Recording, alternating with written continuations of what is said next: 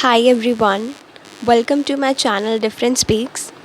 This is my first video and I'm going to start this channel with the positive affirmation that I am the biggest youngest mentor in medical field and I've helped many students to grow and flourish and I am also growing and flourishing with them. This is a channel by a student for a student. Let's start. So in this particular video, I'm going to talk about 5 things that you must know before entering into NEET examination, especially NEET. So, what are the 5 things? Let me tell you. सबसे पहली चीज़ आपको ये पता होनी चाहिए जब आप medical stream में आते हैं कि आप मेडिकल स्ट्रीम में क्यों आए हैं. Believe me, this matters a lot. दूसरी चीज़ आपको ये पता होनी चाहिए कि मेडिकल स्ट्रीम से कितनी फील्ड्स निकलती हैं. For example MBBS, BDS, BMS, allopathy, physiotherapy, homeopathy, BSc microbiology, biotechnology, radiology, food technology.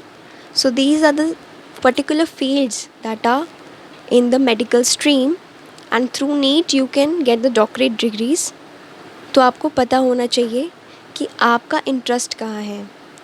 अगर आप 12th में हैं, ड्रॉपर हैं या भी आप जस्ट 11th में एंटर करे हैं, तब भी आप अपने आप से क्वेश्चन जल्दी से जल्दी पूछिए ताकि आपको आपका इंटरेस्ट पता चल जाए. थर्ड थिंग, जब भी हम कोई स्ट्रीम चूज़ करते हैं और हमें उसका ज़्यादा नहीं स्कोप नहीं पता होता, तो हमारे पेरेंट्स अक्सर हमसे पूछते हैं, बेटा what is the future, scope क्या है, what is gonna be your LPA in the future. This is a very common Indian question. So मैं एक बात आपको क्लियर करना चाहती हूँ. फॉर एग्ज़ाम्पल एक लड़की है, वो न्यूट्रिशन का कोर्स करती है, BSc न्यूट्रिशन एंड डाइटिशियंस. वो पढ़ाई करती है किसी लोकल कॉलेज से और आज वो ऐसे ऐसे सेलिब्रिटीज़ की डाइट्स बनाती है एंड लाखों में कमाती है.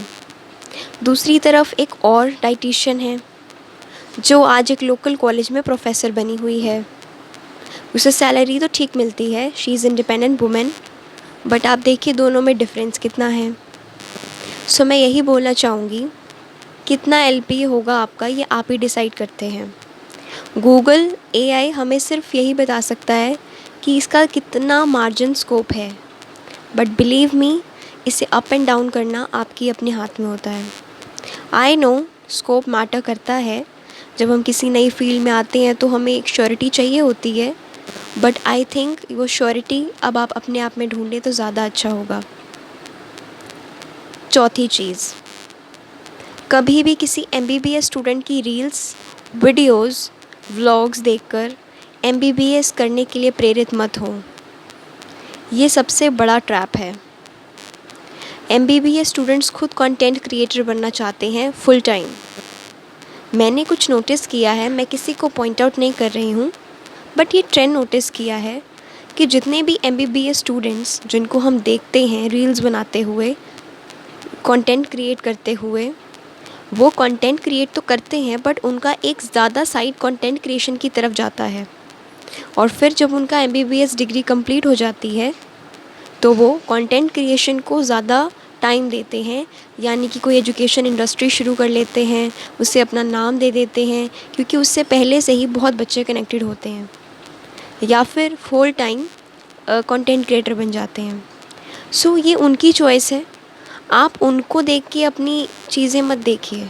Motivation is okay but determination is more much needed when you are here to crack some exams. Motivation will come and go, but determination will let you stay for longer.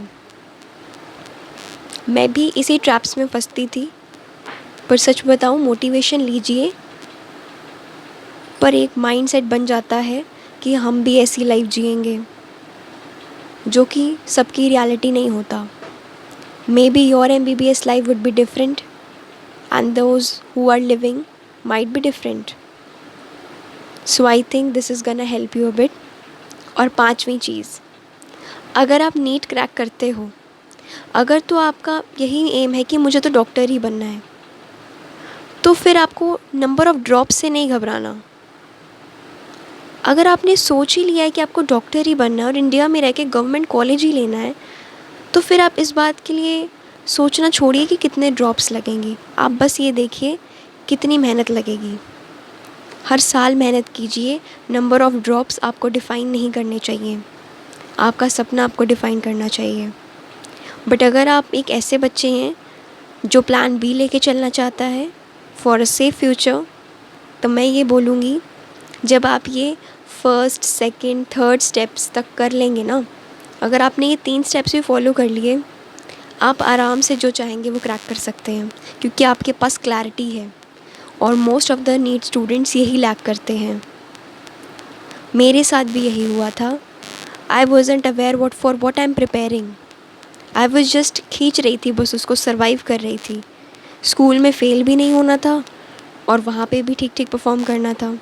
मैं भी एक बहुत known and famed coaching centre में ही जाती थी and मुझे पता ही नहीं था मैं क्या पढ़ रही हूँ।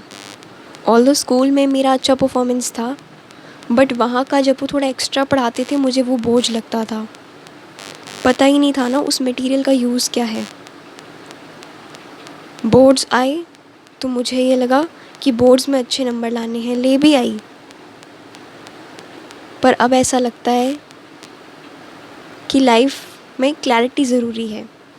मार्क्स तो आ ही जाते हैं। सो मैं यही बोलना चाहूँगी आप लोगों को, अपनी लाइफ में क्लैरिटी रखिए। रील्स वगैरह से इंस्पायर होके कुछ भी डिसीजन मत लीजिए। और जितना प्रेफर हो सकता है online study, I know NEET is now CBT mode, but online study मैं थोड़ा कम प्रेफर करती हूँ। ऑनलाइन स्टडी बहुत अच्छी लगती है, ईजी लगती है, तभी वो हमें याद नहीं होती।